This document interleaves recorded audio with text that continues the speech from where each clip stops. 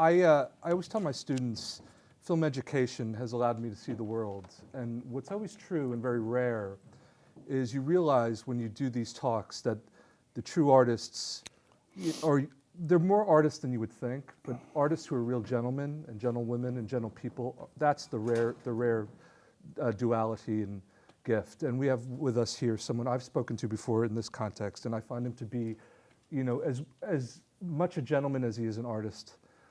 Please welcome Mr. Tom Skerritt.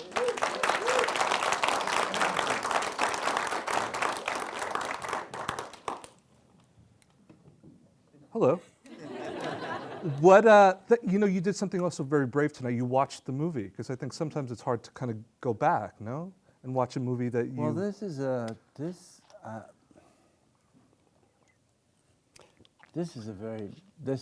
touches me in a very different way than it does other people, I think.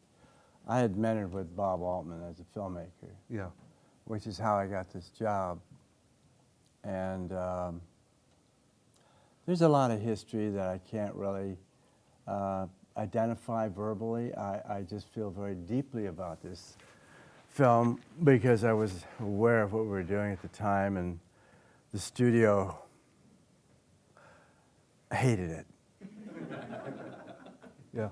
And I remember, because I was close to Bob Altman, who's probably the only reason I'm in the business, quite honestly, I was aware of everything that was going on with the studio hating it in the course of making the film, and here are the only ones that had a sense of what it was going to be. To what extent, you never know. Right.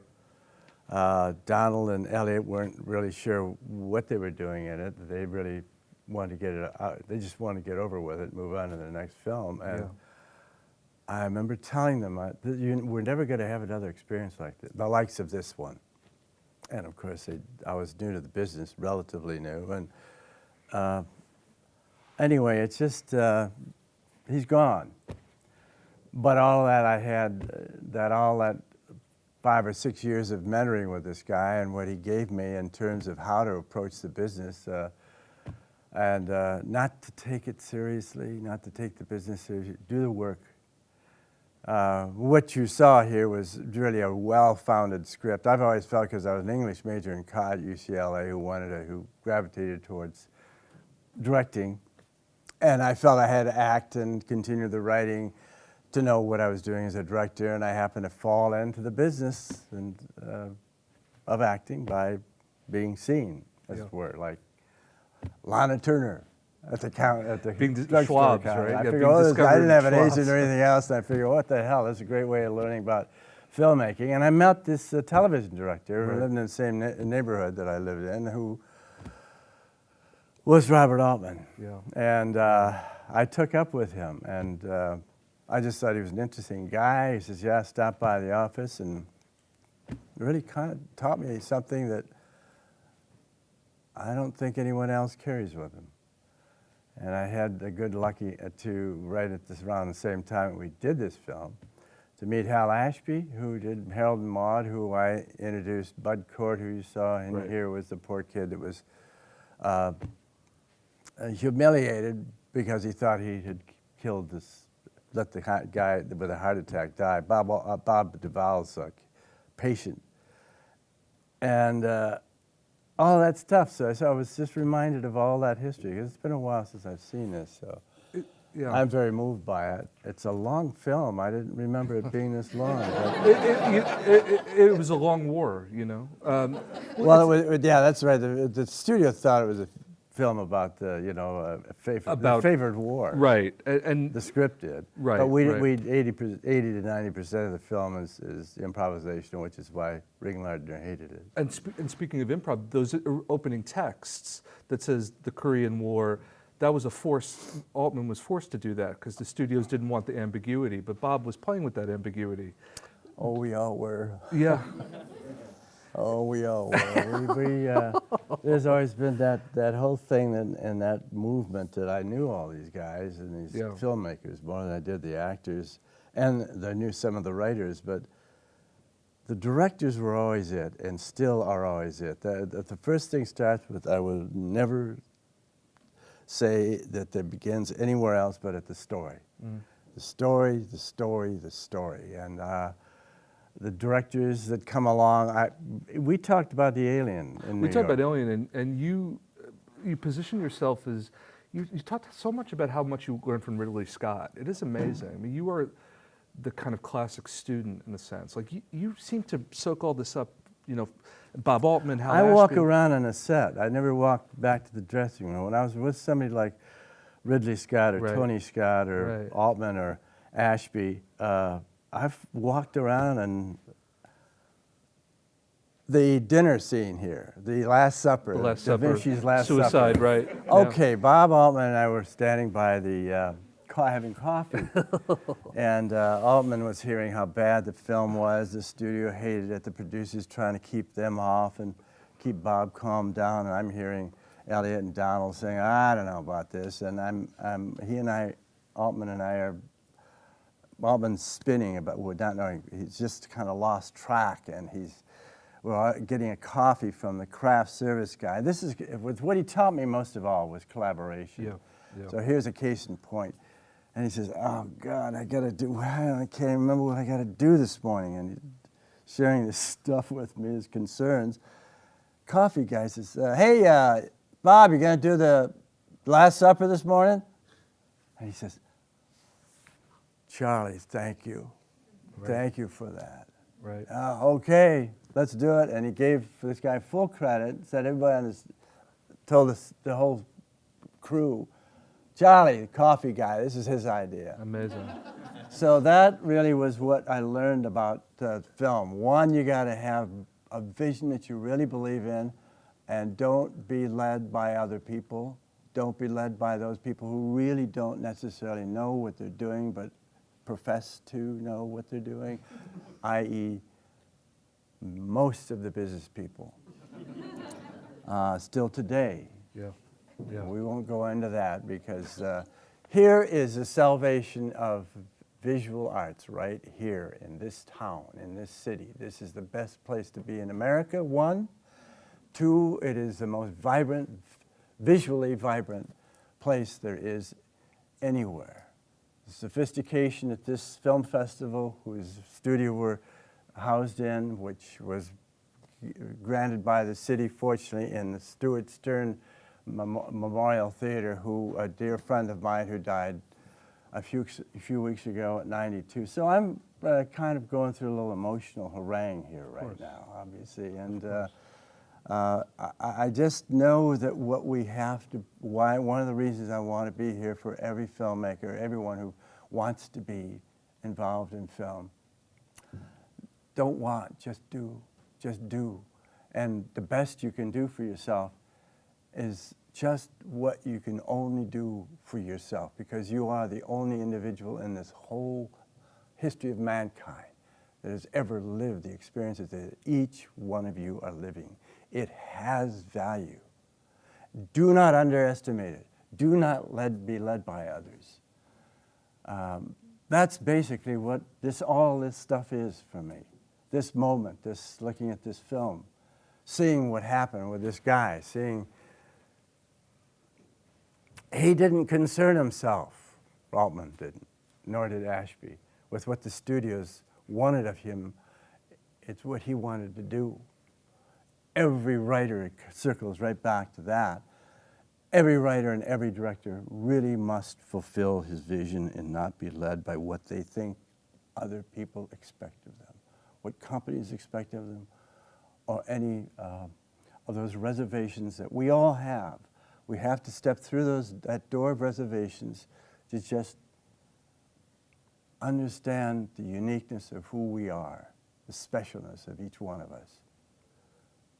And you're living in a place here in Seattle where we can be, if I may say, the Toyota to Hollywood, what Toyota was to the auto industry. And we have to really think that. We have to really believe this, not do this mediocrity stuff that we sometimes are prone to do in this city. We're better than that. So I'm just encouraging all you who may be here who want to make films to do another rewrite. Don't expect to get money on the basis of spending 6 months or 12 months on writing a screenplay. do the work. I don't know how many of you are new to the film business or working in the film business or want to be in the film business. Maybe I'm talking to a mood audience. But I don't know. No, you're talking to the choir here. Well, I know what I'm talking about here. I've been there, done a lot more. I've been a fortunate guy to do as much as I've been doing, writing and directing all that time, starting the film school, which is we house right here in this classroom, which is about storytelling, which is about self-realization. 11 years into this school, we now have students, virtually all of the students that came here say that it's changed their life. And that's something I'll take home with me. Well, it's humbling to hear, that we're sharing this movie with you in this time. I mean, it's a real gift, and it still inspires you. Yeah. Altman's. This is timeless. Yeah. It's long, but it's timeless. Did you see number 10 getting his ass kicked up here, by the way? Yes. That's it. Yeah, right. In the end zone, I had 4 guys, right. all 275 pounds, hitting me in the end zone. At one No- point. 2 of them were all pros. No stunt doubles. That was you. Oh, yeah. That was. I was playing and my Shaft. heart out. Yeah, right. Let's talk about you and Bob a little bit. And you were in the Air Force, correct? Is that how much time did you spend? Did you see any active duty? Were you? No. What was your time there like in the Air Force? Briefly, graduated high school, was not ready for college. 4 or 5 of us felt that way, but we wanted to get out of Detroit. We wanted to travel.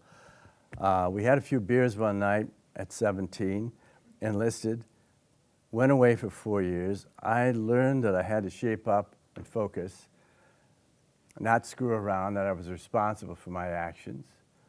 And I had a GI Bill. So for me, it was good. Yeah. I wound up, of course, I wanted to travel in Europe, hopefully. Right. And I wound up being the guy who had, in Austin, Texas, at a base there, where it was there, who selected the particular classifications that were being sent off to exotic places. And I went, why can't I get one of these assignments in Greece or someplace, or Livorno, or Right. in Italy? It didn't happen. Anyway. You saw Austin, Texas. Not a bad town. But you did go back to your schooling. You went to UCLA.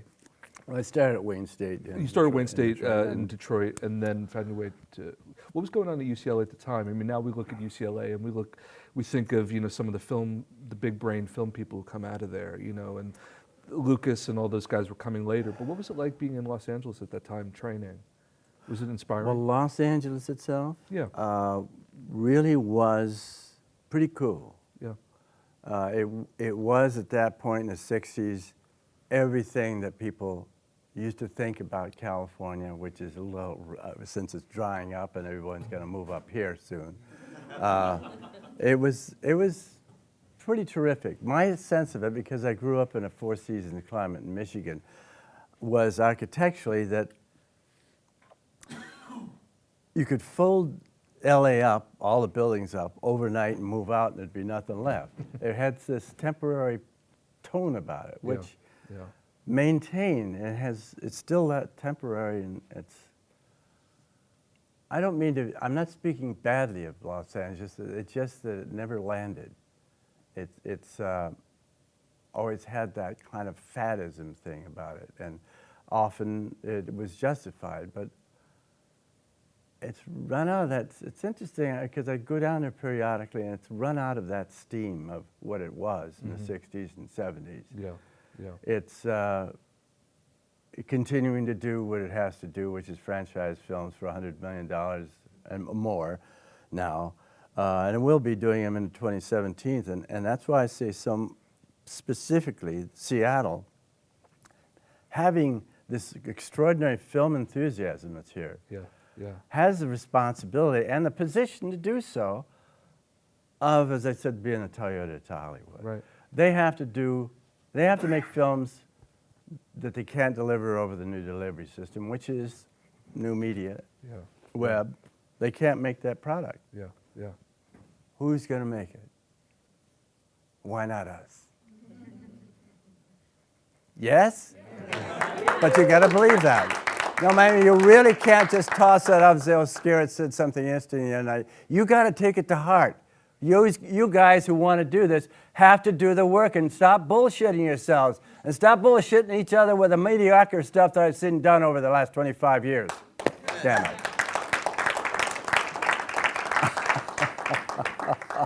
Oh, there I go again. No.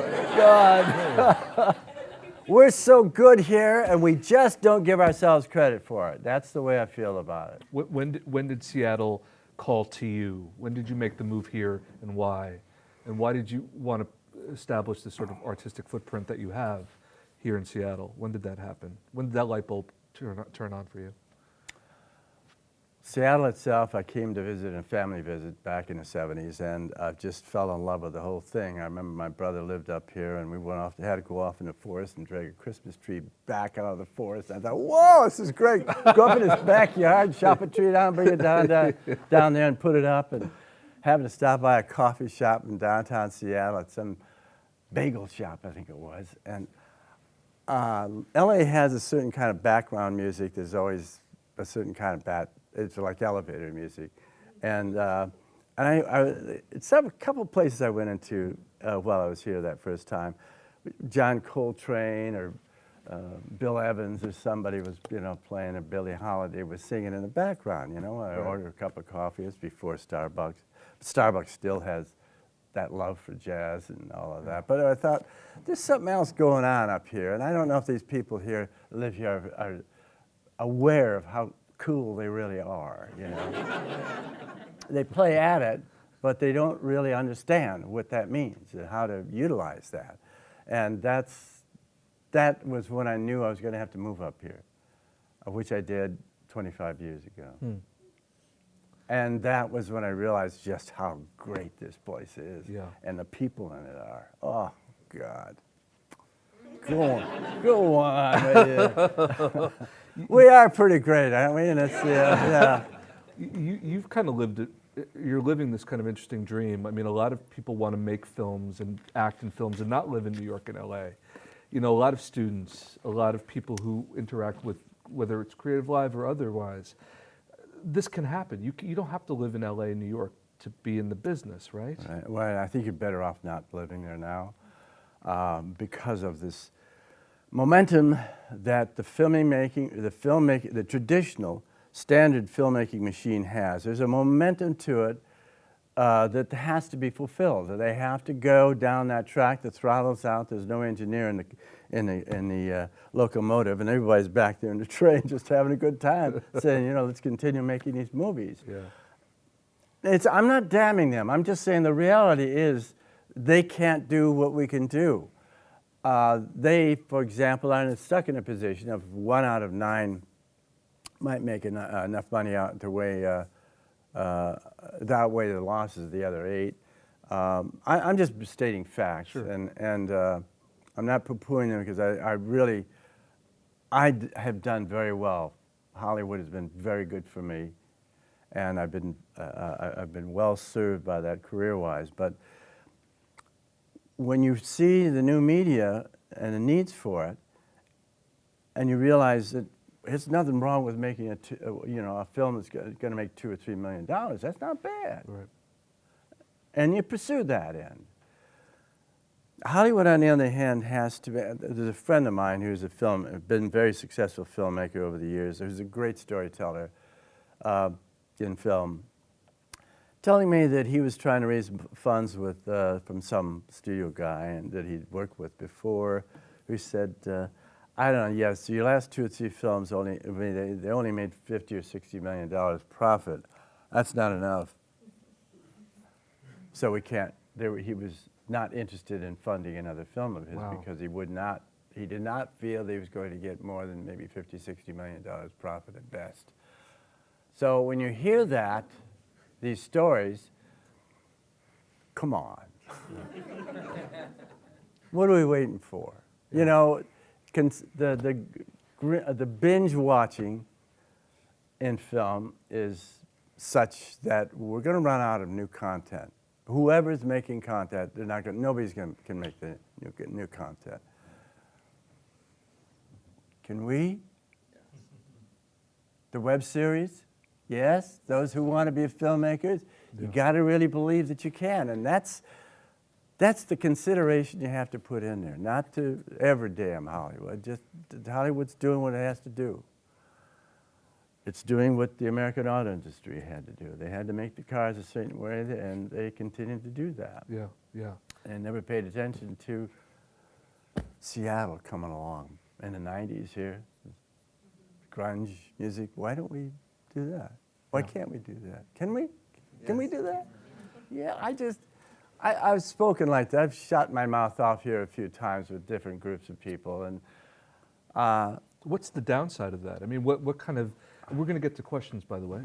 What kind of pushback do you get? This all sounds great to me. I mean, what is the... I see a fragmentation mainly is that there will be individual independent filmmakers who are trying to scrape together a couple bucks and use the incentive to shave some money off of that, but not doing the work on the material. Right. I think that's improved a lot. Right. But by and large, I'm finding, because of the students that come in, we've had over 1,000 at the school, and just twice a year that we do the school here. And they'll say, well, I've been working like 6 months or a year on this screenplay. God, boy. And they, wipe the sweat from their brow. And I'm just saying, look, man, I found a book here in the early 90s. And I just finished writing the screenplay about 3 or 4 years ago on it. It takes that long to write, and it's a damn good screenplay. Yeah. And it's a timeless screenplay, so I'm not writing to please anybody, but what I have to think, what I think is the best, what's the optimum that I can go? And I've reached that point with this. The next step is to get it funded properly, and who knows, maybe we'll only make $2 or $3 million out of it. Ain't that a shame? Tragic, yeah. We did that years ago, 20 years ago, with a film called Smoke Signals. I don't know if anybody's familiar with that. It's a lovely film. Demi Moore produced it, or she was involved in it? Well, that was who? Demi Moore. No. The Smoke Signals was the little story I have to tell. Please. When I saw the room that is paid for, we so needed to have, It's past your bedtime. Yes, it's way past my Mine bedtime. too, man. So I'm kind of wired here, I guess. Spin on. And then this really moved me. That really moved me. Yeah. I didn't expect that. That's as awesome. much as it did, because it connected up to Hal Ashby as well, and some other recollections that I take away. Well, when you see dearly. Bud Cort, you can't help think of Hal. And for those of you who haven't seen Harold and Maude, shame on you, but also one of the great movie, I hate to even call it a cameo, The Unrecognizable You. Like, Tom, is this amazing scene where you pull them over. To me, you're the cop who pulls. Oh, Harold and Maude. Harold and Maude. Yeah. Yeah. That's you. Yeah. You don't have a mustache in that Borman. movie. Say again. I took building as Martin Borman. Martin Borman, yeah. But anyway, to me, I said it sort of. Nobody knows who Martin Borman is, right? He was the second command to Hitler. Nobody ever found out what happened to him. I figured he went to Oakland and became a motorcycle cop. That's a working theory. But no Israeli official ever came and claimed me. So I figured I got away with something once again. But also, and you worked with Bob again on Thieves Like Us, so you were in that heyday of Hollywood movies. You are someone we should be listening to. Shoot first, ask questions later, get it done, do the work, create. That's why I'm here. That's why we're teaching. That's why I'm starting a web series company is because these independent, as I started to say, these independent guys making films are not, it is not an industry. We've misled ourselves into what we think is an industry. An industry is something where you make a product, it goes out of the state, brings revenue back. Right. Most of the product, except for, interestingly, Smoke Signals. That was one where we started in the early 90s I felt we got to teach these guys how to write, because they're too talented to let themselves do less than what they can do Right. in just trying to get a film made to put into a film festival. Right. Was not enough. That you've got to think largely. You've got to think bigger. This is Seattle. And that was right in the midst of the grunge music thing was going on here. So we started a company then called Shadowcatcher, which we could fund a film. And I just love to tell this story about this one guy who came in. But the deal was that if writers came in, we could look at their work and say, you're going to need 6 more months. And we have the carrot out that we could fund it potentially. So if you suggest that they go out and do another well, yeah, we all need to rewrite our material. We can always do that. And write it till it's edited. Editing, the final cut of a film is the last rewrite of a script. Last draft, yeah. And so we were going to put him on the right track, try to get him to rewrite, come back. This one guy comes in. I had just read his book called Tonto Lone Ranger, Fist Fight in Heaven. Isn't that a great title? I love that. And I thought, gee, this is a great book. He walks into the office one day because can you put me together with a screenwriter and do an adaptation of the book? And I said, well, hold on here. Who else but you can write the book the way that you have? I've read the book. It's wonderful. You are the only guy that can write this. Nobody's had your experience. Well, there's no school here to teach how to tell a story in film. He has to go to Sundance. He goes there for 3 summers and comes back with a script that we shoot in the 4th year after he's come through the office. And we make Smoke Signal. That's Sherman Alexie, by the way.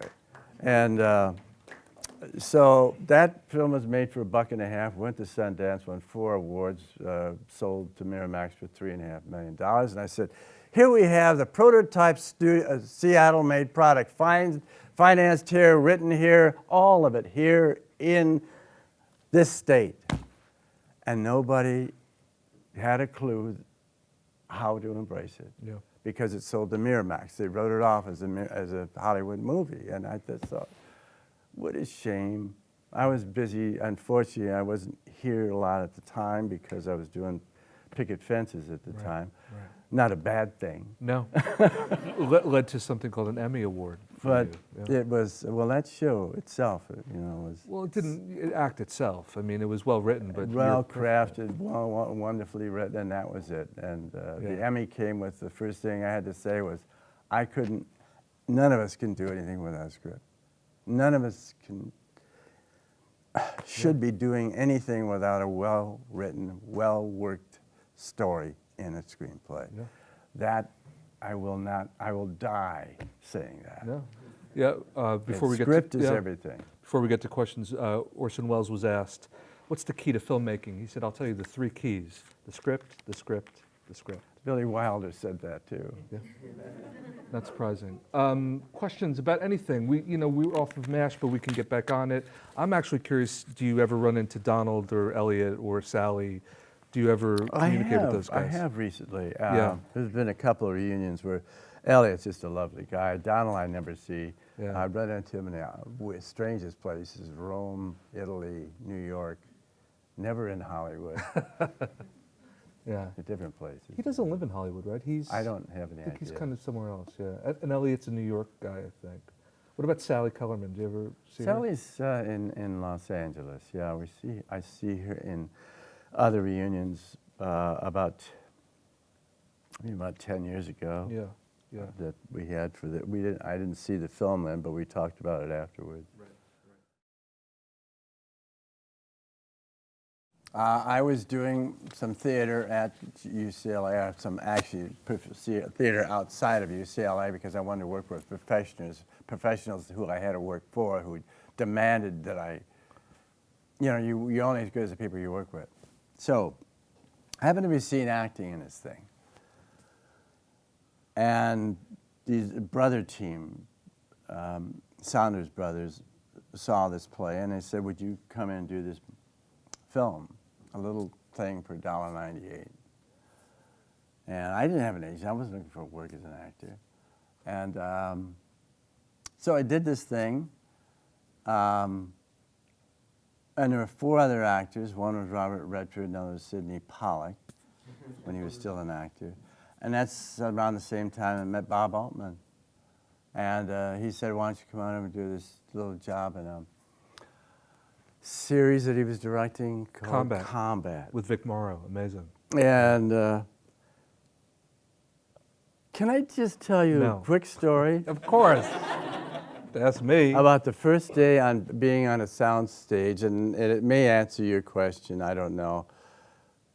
All I knew is my approach to it was that I was having an opportunity to experience firsthand what it is to be here, how this stuff is done, how they light, how a director deals with the crew in the best and worst ways, because it is a collaborative effort, and that's what Altman and Ashby had that about them. Right. I'm sitting on the soundstage for the first time, this huge old thing that had this, you know, the ghosts of Hedy Lamarr or, you know, or Bogart up there, you know, floating around the corners. And I'm watching this light technician right here. I'm not going to move from this set. I'm going to pay attention to everything that's going on. I'm watching this guy setting these 2 big Klieg lamps up there on this set. And I'm thinking, well, God, this is exciting, just watching and learning every move. The guy throws up in a bucket. Twice. But he didn't miss a beat. He just walked back and forth. Amazing. And Altman leans over to me and says, that's Hollywood. That's the first day on a television studio and doing a television show. Right. I get that piece of information, which is the first Incredible. lesson in visual storytelling. Do the work. This guy did not stop. Just don't take the business seriously. That's what went in the can. It's a question about putting Ashby and Altman on the same spectrum of greatness. Are there commonalities between the two? What do they do so well, Altman and these legends of cinema? Well, they had a lot of humility, both of them. They were confident in what they did. They had their indulgences, their idiosyncrasies. Both of them, prior to becoming as successful as they came, won the Academy Award for editing Heat and the Heat of the Night. And Ring Lardner Jr. won the Academy Award for writing MASH, which I love. Exactly. Hating it, wanting his name taken off of it, the irony of that. So all of this stuff is just keep a sense of humor. Yeah. Ashby and Altman always had a sense of humor. Bob's was a little more wicked. Hal was just, he was just a love. They're both gone now. And Hal wasn't a guy that had been a heavy drinker, alcoholic prior to all that. He had that background, and Bob had his own peculiarities, and you know, they had flaws. They had vulnerability. They had humility. And they just were smart and knew what they were doing and just didn't give a damn what any businessman thought of them in the front office. They did good work, you know. Ashby did Harold and Maude and Being There and Coming Home. For those of you who haven't seen any of those, I suggest you see the work of some masters. Dare I say, they both loved actors, too. Altman said the most artistic presence on my movie set is the actor. Not that he understood what an actor did, but he loved actors. You can see in the movies. And Ashby as well. You know, these guys shot a lot of footage of actors. They seem to love actors. Did you feel that on the set, that you were valuable? Well, I didn't have any gauge. He was all I knew. Right. I was writing a lot prior to MASH, and I just happened to give him a call one day when a couple of years, I hadn't seen him for a couple of years, but because I was really trying to focus on writing, and I had some difficulty at home I was having to deal with. And I hadn't seen him for maybe a year and a half or so. Yeah. And I had something I was writing, and I wanted to get some feedback from him on it, because he was always good about that. Yeah. And I gave him a call, and he gets on the phone and says, "Oh, Skerritt, oh, shit. Yeah, I'll call you back." And that's it. Yeah. I didn't get to this screenplay thing. And Yeah. next day I was in MASH. I had jogged his memory. I guess he was just starting to cast it. Yeah. Yeah.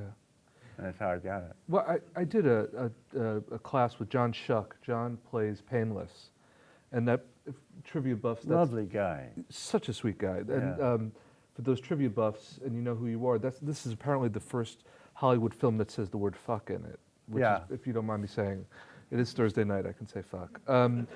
Shuck says "fuck" apparently, but he said something really interesting. Because Bob also had this cold side to him. Bob sent John a script, and John didn't like it, and that was the last time he ever heard from Bob. That he could be, this idea of loyalty that cuts both ways with Bob. When Yeah. was the last time you spoke to him in his career? I mean, did you maintain a relationship with Altman?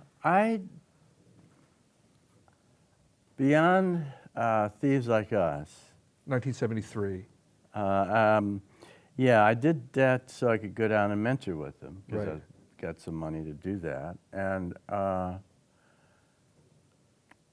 he had some issues when he drank. Yeah. I didn't like to be around him when he drank.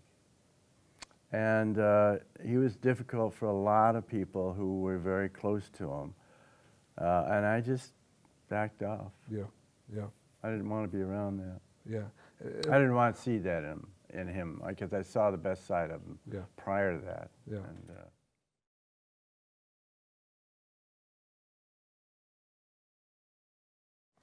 you know, it's like any great painting, and this is a great film. Everybody draws their own impressions, and they're all right. There's no right or wrong about it. It's the people who overtalk it, become over-analytical. Critics can just talk too much about things, too many words. What you felt was whatever it is you were supposed to feel. Always about great art. No artist, no writer really ever knows fully what they put into the work. How often, for example, that you could read in a book and see it for yourself, and then somebody makes a screenplay out of it and it doesn't work. I mean, this is all the same here. That when it's put up there, the writer gets pissed off and says, "I want my name taken off of this," and wins the Academy Award for writing it. It's what the directors, it's what everyone else sees in your work, where they take it. Right. And that's why writers are never allowed onto a set, is because they just don't, that's not what I saw. I didn't see this kind of person. He's acting in a different way than I imagined him to be. That you have to, as a filmmaker and as a writer, you have to understand somebody else is going to take it. This is a screenplay. The best screenplays are like a real good springboard in a swimming pool. Right. There are crappy diving boards, and there are good ones. And the good scripts are like going out there and jumping on that. You get a higher dive and a cleaner going into the water. It's all this stuff that's going on in everything. Because I painted, I write, I do all this stuff. I act, I direct. It's all the same. It's what we take from our experiences, which inform our instincts, which drive our impulses to do whatever the hell we're going to do creatively, not looking for some place where they're going to buy it. What are they going to buy out there? What are they going to buy out there? I'm going on a bit, because I was talking about L. Ryan Hubbard the other day. Somebody asked about science fiction, Scientology, and a story about L. Ron Hubbard. He was a science fiction writer in 1948, and he's at a writers' conference for science fiction writers, and they're all saying, "Well, God, what are they buying? What is the market really? What do we should be writing for in the market? The market."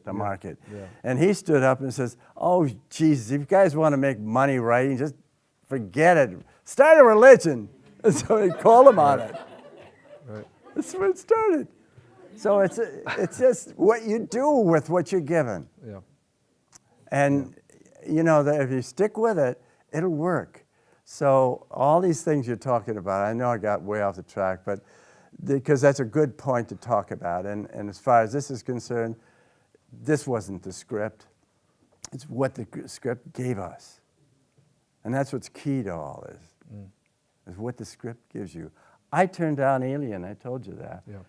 Because it was just, you know, kind of a flat script for it was, nobody else was involved in it. No, I was the only guy, the first guy they came to. Ridley wasn't with it. It was a $2 million budget, no director, I don't know, nobody actors, I'm it. And I said, I don't know, it didn't appeal to me.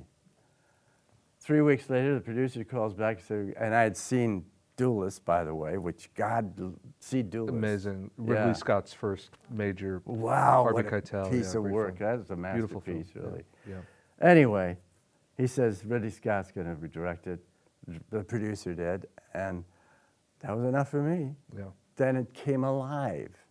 It's that understanding of the material that will take you somewhere else, quite a ways from what the writers put into it. You got to just have that flexibility as a filmmaker and as a writer and an actor, and not take it so seriously as we tend to do sometimes. Yeah. A couple more questions, and we'll say goodbyes and goodnights. And yeah, Kenna, go ahead, please. Yeah. Once again, what an honor to watch this along with you. You said It's my pleasure to watch it with you guys too. you said that this was bringing up a lot for you. What did you feel this time, perhaps, that you haven't felt previously watching this film? I don't really how to know address feelings other than to feel them. To talk about them is an analytical thing that I just don't follow too well. Memories is the best way I can describe it. Any specifics you can share? Pardon me? Any specifics that you would share? That I've never had a better time making a movie than in this life. Yeah.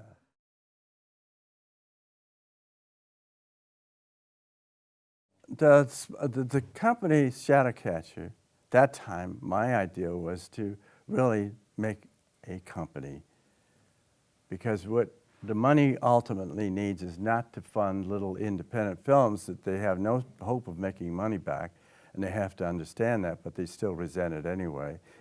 And there has been no film other than Shadowcatcher that has been made here that has ever made money, to my knowledge, for the people who put the money up.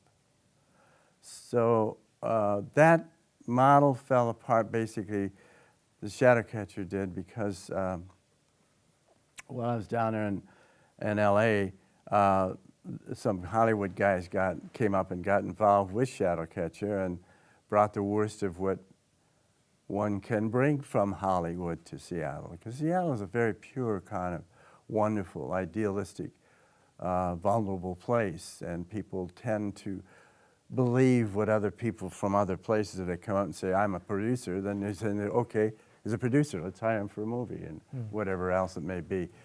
They take too much for granted here because they want to believe. We're very trusting, and we should always remain trusting, but these Hollywood guys that came up, that I guess, from what I understand, they wound up back in LA, but they really misbehaved, and it drove me away from any participation with the company. Then I realized we have to teach them, not have a company at that point, but have a school, which is why we started the film school, was to teach you how to tell the story and believe in yourselves most of all, in terms of the value of telling the story that you have. Believe in yourself and trust to do that. But do the work! And I have to hammer that one home. But that's what happened. I think Shadowcatcher is still around some form, doing some theater, and that, but they're not really, they haven't done anything that made money since. One more question. And that's a big issue, making money. And if you have a business around which you can have which is attractive to investment. I must just point that out. Please do. It's a much better model to go to. Anybody who's interested in investing in films would be much more attracted to a business model that has several projects going on that are promising, and the business model is encouraging these guys to do the rewrites so that they know that there's a place when I finish the rewrite, they may option my material or present it, and particularly now with new media, we got a whole new world to deal with here in a way that never existed before with Shadowcatcher. So if you're going to do web series, we can do it here, and we can be successful with it. My last question for you tonight, what do you want your legacy to be? You know, I look at you as a fan. No, but let me contextualize that a little bit. I look at, as a fan, a movie lover, I look at you in the pantheon of one of the most important epics of film history. You know, I know you don't think that way, perhaps, but when you think of your work and what is important to you, what do you what are you leaving? Like, what do you want us to look at your work as? How do you want us to see your work? Because you inspire me. Is that part of your mission? Has that been part of your artwork, to inspire other people? Because you're always so inspired by people. Do you want people to be inspired by you? Oh, God, I don't think that. Come on. I came out of UCLA with this ideal, innocent as it may be, and I still have it, is that if we're going to be in the most important business, the most influential of all media, we have an obligation to do the best work we possibly can in whatever capacity we're working in this business. I happen to fall into acting, but at the time I wanted to be I'm a good director, I'm a good writer, all this stuff, and I was a good painter when I did that. So I had all these. That's all I wanted to do. And in the end, my best role will be, I hope this program we have started, the success of the film school has been in terms of realizing self-realization. We have taken us down to Fort Lewis, the Joint Base Lewis-McChord, 2.5 years ago, as the Red Badge Project with different faculty, to teach storytelling to PTS vets transitioning into civilian life. We've now been successful enough that the VA is asking us now to go up to Walla Walla at the big center up there, and various VA centers around here are asking us to do that program, which is a self-realization program of how good we really are. If that program lasts another 5 or 6 years and reaching out to these vets, these PTS vets, who feel so badly about themselves and some of the things they've done and the experiences they've had, teaching them that no matter how bad it's been or how good, it's all part of your life. And it's what you put together between, we know we're born and we die, and it's what we put together in between that makes the difference. And if we can make a difference, if we can stop these 22 that kill themselves every day, 22 a day, 1 every 65 minutes, I think, something like that. If we can cut that down, in some way, some of these guys can come out and say, you know, I think I would have done myself in if I hadn't gone through this realization program, basically, the Red Badge Project has given me. I think that, to me, that I would take that legacy home. Chase? I don't know how I could add anything to the best thing for me to do is just express a huge debt of gratitude to you, Tom, for sitting with us or allowing us to sit with you and watch the film, the masterpiece that you were part of. And I feel a great sense of pride. Community is really important to me. It's clearly important to you. You're proud of Seattle, and you speak so highly and fondly of your friends. And I'd like to consider you a friend of CreativeLive and the folks that are in the audience today to get to sit with you. And so thank you, very, very, very much for your graciousness. Appreciate it. Thank you so much, Tom.